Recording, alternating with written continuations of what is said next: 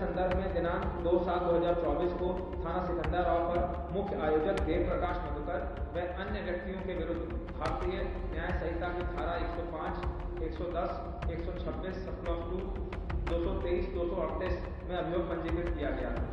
घटना की विवेचना पुलिस उपाधीक्षक स्तर के अधिकारी को स्थानांतरित करते हुए पूर्व में 6 अभियुक्तों को गिरफ्तार किया जा चुका है।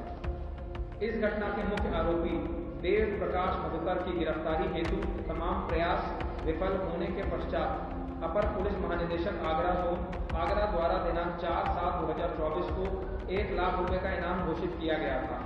उक्त अभियुक्त देव प्रकाश मधुकर को हाथरस की जनपदीय एसओजी द्वारा कल दिनांक 5/7/2024 को देर शाम नजफगढ़ दिल्ली से गिरफ्तार कर लिया गया है तथा थाना सिकंदराबाद पुलिस द्वारा आज दिनांक 6/7/2024 को अभियुक्त राम प्रकाश साखे को कैलाश कैलोरा चौराहा से तथा अभियुक्त संजू यादव को गोपालपुर कचौरी सिकंदराबाद से गिरफ्तार कर लिया गया है। प्रारंभिक पूछताछ पर अभियुक्त देव प्रकाश मधुकर द्वारा अवगत कराया गया है कि वह जनपद एटा में वर्ष 2010 से मनरेगा में जूनियर इंजीनियर के पद से संविदा पर कार्यरत है। वह इस संगठन से वर्षों से जुड़ा हुआ है और इस संगठन के कार्यक्रम आयोजित कराना तथा संगठन के लिए फंड इकट्ठा करने का काम करता है। वह दिनांक 2/7/2024 को ग्राम फुलवई में आयोजित सत्संग के कार्यक्रम का मुख्य आयोजक था तथा इस कार्यक्रम की अनुमति नहीं ली थी। इस प्रकार अभियुक्त देव प्रकाश मधुकर को इस घटना के बारे में 2 भूमिकाएं उनकी सामने आ रही हैं। पहली भूमिका मुख्य आयोजक के रूप में और दूसरी भूमिका फंड रेजर के रूप में। उक्त भूमिका उक्त अभियुक्त तथा इसके निर्देशन में कार्य कर रहे सेवादार एवं समिति के बंदी की सत्संग के पंडाल के आसपास बैरिकेडिंग, प्रवेश द्वार, निकास द्वार, बैठने की व्यवस्था, पार्किंग में अन्य सुविधाओं की संपूर्ण जिम्मेदारी है।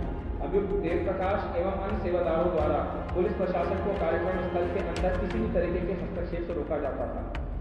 उक्त कार्यक्रम स्थल पर इनके सेवादार तरह तरह की वेशभूषा में कमांडोज की ड्रेस में सारी व्यवस्थाएं देखते थे। कार्यक्रम स्थल पर किसी भी व्यक्ति की वीडियोग्राफी अथवा फोटोग्राफी करने से रोका जाता था। इस प्रकार उक्त व्यवस्था को सही तरीके से नहीं किया गया एवं प्रशासन द्वारा निर्गत अनुमति पत्र में वर्णित अनेक शर्तों का उल्लंघन करते हुए यातायात व्यवस्था इत्यादि को प्रभावित किया गया। पूछताछ से यह भी स्पष्ट हुआ है कि इनके द्वारा भीड़ को संभालने का कोई प्रयास नहीं किया गया तथा सभी मौके से फरार हो गए। इस प्रकार इस अभियुक्त एवं अभियुक्त के निर्देशन के कार्य कर रहे सेवादारों, जिनमें 6 सेवादारों को गिरफ्तार किया जा चुका है, द्वारा अव्यवस्था फैलाई गई, जिसके चलते घटना घटी और कई जाने गए। पूछताछ में यह भी प्रकाश में आया है कि इनके और इनके सेवादारों द्वारा प्रवचनकर्ता की गाड़ी को भीड़ के बीच से निकाला गया, जबकि इनको इस तथ्य की जानकारी थी कि भीड़ से निकालने के समय चरण रज के लिए भगदड़ मचने से भयानक दुर्घटना हो सकती है। इसके अतिरिक्त यह तथ्य भी गहराई से जांच की जा रही है कि इस घटना के आयोजक सेवादारों द्वारा किसी के कहने या किसी के दुष्प्रेरित करने से तो ये नहीं कराई गई है एवं आवश्यकता अनुसार गिरफ्तार सेवादार आयोजकों को पुलिस कस्टडी रिमांड में लेकर पूछताछ की जाएगी। अब इनका दूसरा रोल आता है फंड रेजर के रूप में, आयोजक के रूप में।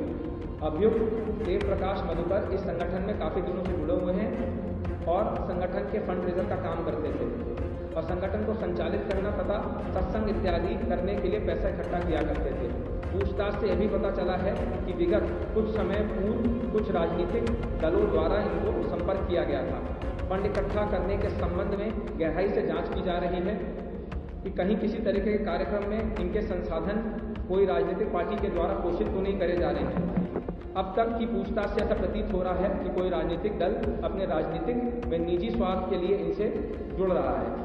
अभियुक्त देव प्रकाश मधुकर से जुड़े समस्त बैंक खाते, चल अचल संपत्ति, मनी ट्रेल इत्यादि की जांच की जा रही है, जिसमें आवश्यकता अनुसार जो भी एजेंसियां हैं उनसे सहयोग दिया जाएगा।